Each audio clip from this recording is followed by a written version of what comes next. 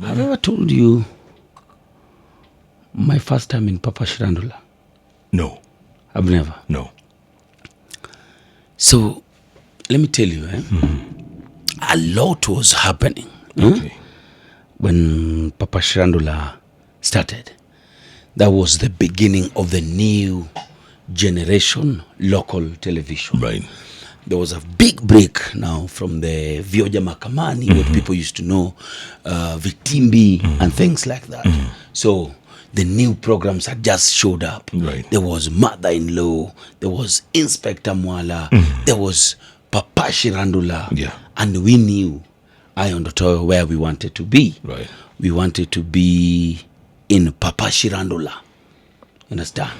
Why? Because it was the biggest. It was, yes, it was the biggest then. It was the biggest then. I don't know if it is now, but I still think it's a very popular show as we speak. Very big.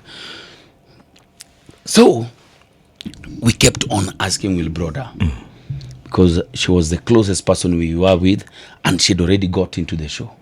Can you talk to them, please? Can you come talk to them so that we can get a chance?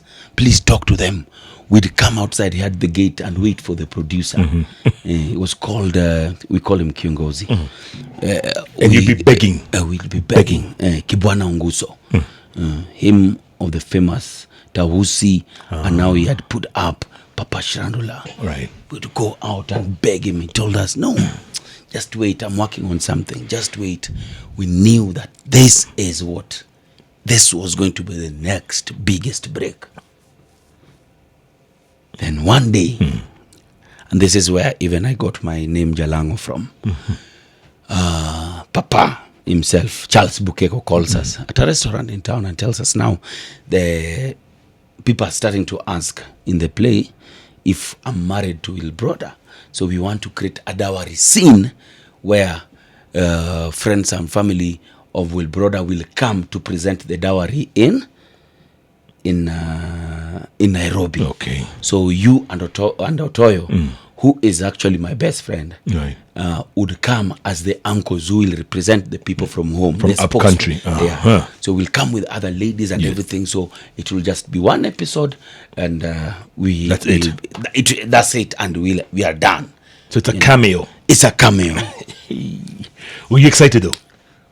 I wasn't, because I knew I wanted a bigger role, something that would keep me into this play for the longest time. How comes that now when something that I'm supposed to be doing is coming, and now the chance is just to appear on one episode, Jeff? We weren't happy. But I told Oto, listen, if they say it's one episode, what we can do when they say camera action might make them change their mind. So we told them that this is the chance we've been waiting for. Right. That even if we misuse it, even God himself will not forgive us. No.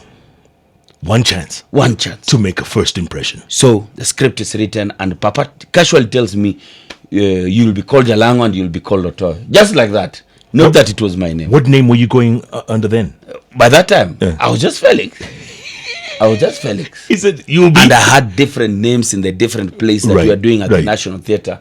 Today you are Jeff, today you are who, today you are they. But one of the names that most people still know me with is what was on that Kibrito Luarepi.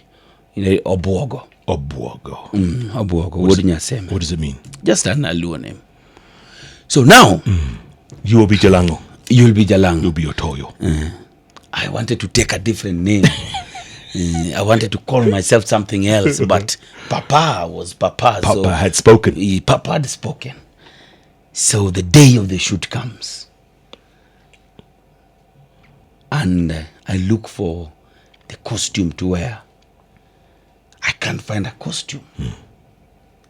And I decide, you know what? Let me make my father proud.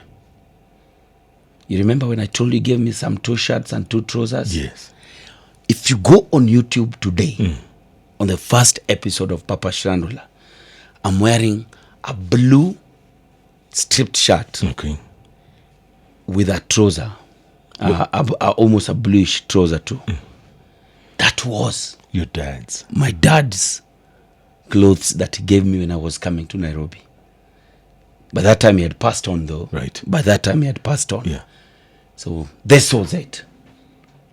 You decided to wear his clothes. I decided to wear my dad's clothes on this to honor him. debut show. And this was my first time on TV. And I said, you know what?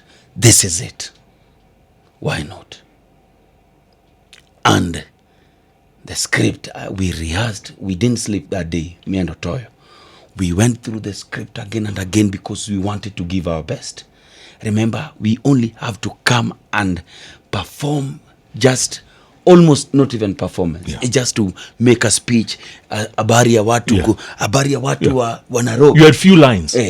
Sisi kutoka Ugenya tusamfurahisha sana kufika hapa. Tunaleta salamu zetu kutoka kwa baba yake Wilbrod Msio Gwangfumbe, anasema pokeni salamu sana. Sisi sasa ni tukusema papa, chukua mtoto yetu.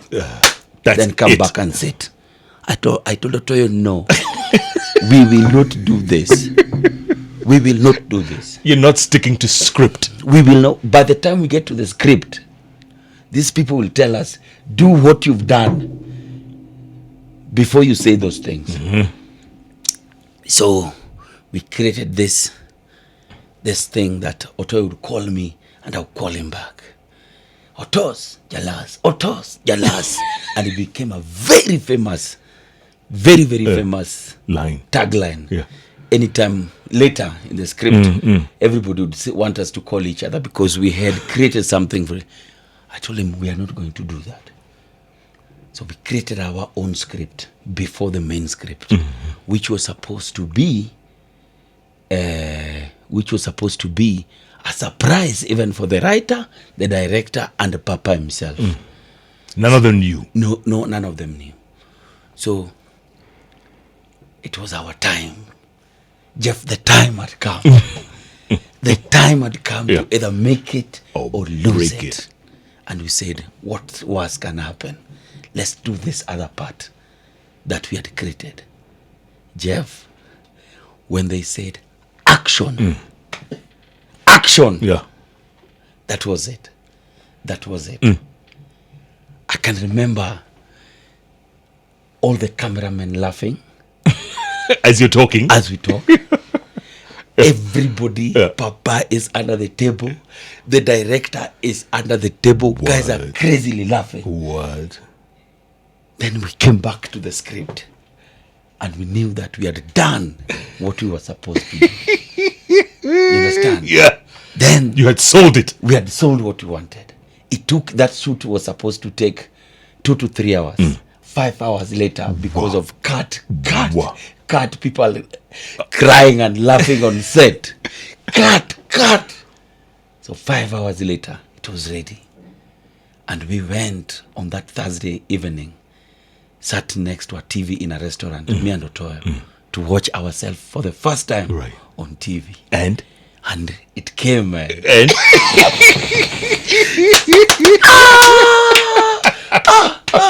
Jeff, we sat in a restaurant. We watched ourselves and told God, you know what? Your name is Ebenezer. You always win. Then we received the call that we've been waiting for. Because at this time, all that is supposed to be done is that we are done and we left. One show. Just one show. Then we received the call from the one and only Waruru Washira. Oh, coach. Yes. Coach. The chief himself called us. Yes, he called us to his office. The MD. Watcha. The MD Royal Media called us and sat us down and told us, you two are amazing people. You are not leaving the program. We will rewrite the script that when others were going back home, Jalas and Otost jumped from the window of the bus. They're still somewhere in Nairobi. Right. You understand? Wandering. You see? Yeah. So the next episode we were not in. The third episode we had relocated. We had located where our sister Wilbrod was at a kiosk. And that is how Otos and Jalas was created. And as they say, the rest is history. So we took over the show. What? Everybody wanted to watch us every day. Would you film every day? No, yes. We used to film almost all the time. Wow. And that's how we came to be. My goodness. Day after another, a day That after one another. chance. Just that one chance. One chance to make a first impression. One chance. Tell me something. In the restaurant, Yes. where you guys were looking at yourselves for the first time, Yes. were there other people? Yeah, there were other Did people. they but- see you? No, they didn't know. They didn't us. notice. Yeah, Yes. yeah, yeah. We just sat somewhere in a corner and watched. Right. And what? Did you cry? Did you? It was just too overwhelming. Huh? I think we went drinking that day. We went drinking. As one does. Yeah, we went drinking and we were very happy. What a great story. Otoyo took me all the way to Buruburu, where I used to live. Where is he now, by the way? Otoyo works for Milele FM as an evening presenter. Oh, okay. Yes, Okay. they poached him the other day. He's a big shot. Really? Yeah, so he took me to Buruburu. Buruburu, Outer Ring, and the only drink we could afford then was keg. So he told me this good idea of how to make keg be stronger and even more. So we took one jug and added Nescafe. You know, when you add Nescafe to keg, it almost starts boiling again and fermenting, Nescafe. and it becomes almost, now if you buy a jug and you add Nescafe, it becomes a whole pail. Ndo mzima. Oh my God. We were happy That's like a Guinness gone crazy. and we got drunk and we told God, thank you. And that is A story a day. It's the Hot Breakfast with Jeff and Jalango.